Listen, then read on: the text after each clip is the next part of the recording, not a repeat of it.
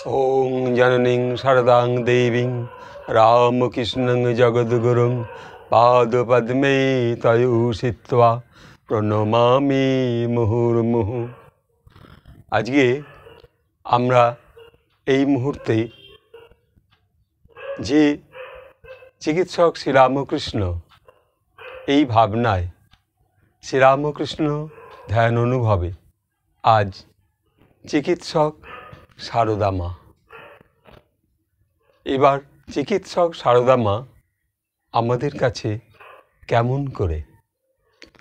মা মহামায়া দেবী, সেই বৈকুণ্ঠের শ্রীলক্ষ্মী সারদা মা, তিনি ঠাকুরের কাছে যে প্রাণপণ তাঁর যে আহ্বান, তার যে আশা, তাই মহাশক্তির এক মহামিলন।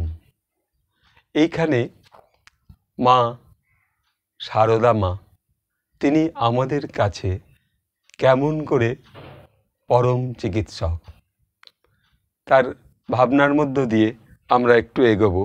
যে মা বলছেন, বাবা জানো তো, ঠাকুরের জগতে প্রত্যেকের উপর মাতৃভাব ছিল। তাহলে ঠাকুরের জগতে প্রত্যেকের ওপরেই মাতৃভাব ছিল। তাহলে প্রতিটা মানুষকে ঠাকুর মায়ের স্বরূপ, মায়ের ভাবনা, মায়ের রূপে, যেহেতু সে মাতৃগর্ভ থেকে এসেছে, সেই জন্য সেও যেন মায়ের রূপ। এইভাবে ঠাকুর প্রত্যেকের উপরে সেই মাতৃভাব তার থাকত। এবং তিনি কখনো কখনো মায়ের কাছে চেয়ে বসতেন, মা দেবী ভবতারিণী, তুই একটা আমাকে সন্তান দে মা, একটা সন্তান এনে দে। তা মায়ের সেই কাছে এক আকুল প্রার্থনায়, যেমন রাখাল মহারাজ এসেছিলেন স্বামী ব্রহ্মানন্দ, তেমনি অন্তর থেকে পেয়েছিলেন তিনি নরেনকে, বিবেকানন্দকে, তেমনি তিনি আমাদেরকেও পেয়েছেন। মা কিন্তু সকল সন্তানদের এক স্নেহময় আঁচলের দ্বারা তিনি রক্ষা করে চলেছেন। আমরা কখনো কখনো দেখেছি ছোটবেলায়, আমার মা, তিনি তো আজ পৃথিবীতে নেই, তা মা করতেন কি, সারদা মায়ের বাড়িতে যেতেন, কখনো বেলুড়ে গিয়ে মায়ের দরজায় কখনো ওই আঁচলটা বুলিয়ে নিয়ে গিট মেঁধে চলে আসতেন। এসে মা, আমরা যখন অসুস্থ হতাম, আমার ভাই যখন খুব অসুস্থ, মা তখন বলল, দাঁড়া আমি ওষুধ নিয়ে আসছি। তা সে গেছে, গিয়ে বেলুড় মঠে গিয়ে সারদা মায়ের সেই মন্দিরের সামনে থেকে আঁচলটা মায়ের দরজায় বুলিয়ে, ঠাকুরের দরজায় বুলিয়ে সে চলে এসেছে। মা এসে ছোট ভাইয়ের মাথায়, গালে, সব জায়গায় স্পর্শ করাচ্ছে। তা অপূর্ব সেই মায়ের স্মৃতিতে, মায়ের ভাবনায় আমার সেই ভাইয়ের জ্বরটা কিন্তু সেরে গেল। তখন আমাদের অবস্থা খুবই গরিব, আমরা তখন সেই অবস্থায়, সে জীবনের কাহিনী বলা বড় সময় লেগে যাবে। বাবা মাত্র 81 টাকা মাইনের এক প্রাইমারি স্কুলের টিচার ছিলেন তখনকার দিনে, সেই 60 সালে। তা সেই সময় আমরা 5 ভাই 5 বোন, বিশাল সংসার।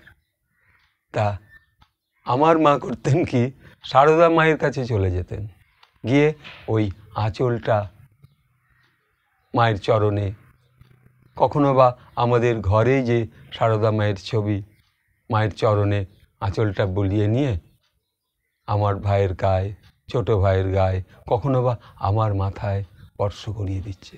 দেখ, মাই তোদের চিকিৎসক, মা সারিয়ে তুলবে। বাবা ওষুধ যা পেরেছি তাই তো দিয়েছি, এই সমস্ত যেটুকু এন্টারকুইনাল বা কিছু যেগুলো দিয়েছেন মা, তার সত্ত্বেও যখন ওই মায়ের আশীর্বাদটা দিচ্ছেন, তখন আমার ভাই আমি দেখছি যেন চোখ খুলে তাকালো, ধীরে ধীরে তার জ্বর সেরে গেল। তাহলে কেন আমি সবার সম্মুখে আজ চিকিৎসক সারদা মা এ কথা কেন প্রকাশ করব না? মায়ের অনেক অসম্ভব সুন্দর সুন্দর বাণী আছে। ঠাকুর এখানে মায়ের কাছে মা বলছেন, সেই মাতৃভাব জগতের বিকাশের জন্য আমাকে এবার রেখে গেলেন। ঠাকুর মাকে রেখে গেলেন, দেখো তোমার এই কোটি কোটি সন্তান, তাদেরকে তুমি রক্ষা করো। তো আমরা যারা মায়ের চরণে কাছে আশ্রিত, যারা মাকে প্রতিনিয়ত জপে ধ্যানে স্মরণে আমরা আনবার সুযোগ পাই, সেইটুকুতেই আমাদের দেহের সকল তন্ত্রী রক্ষা পাবে। এই ছোট্ট ছোট্ট পর্ব জানি অনেকের কাছে হয়তো ভালো লাগবে না, কেউ হয়তো বিরোধিতা করবে, চিকিৎসক সারদা মা কেন? তা আমি এই জ্বলন্ত প্রমাণে পেয়েছি, তাই বলছি চিকিৎসক সারদা মা। আপনারাও যখন দেখবেন কখনো কোনো জ্বর বা অসুস্থতা, মায়ের বাড়িতে যে ছবি আছে সেই ছবিটা নিয়ে শুধু একটু মাথার কাছে স্পর্শ করাবেন, বুকে স্পর্শ করাবেন, দেখবেন অটোমেটিক মায়ের স্মরণে আপনার শরীর আস্তে আস্তে ঠিক হয়ে যাচ্ছে। আজ এইটুকু বলে এখানে রাখছি। ওম যথাযজ্ঞনিদায়িকা শক্তি রামকৃষ্ণ স্থিতা হিয়া সর্ববিদ্যা স্বরূপানং তং শারদং প্রণমাম্যহম। জয় রামকৃষ্ণ, জয় মা শারদেশ্বরী, জয় স্বামীজির জয়। নমস্কার। যারা দেখছেন তারা একটু লাইক করবেন, একটু শেয়ার করবেন, একটু সাবস্ক্রাইব করবেন। নমস্কার।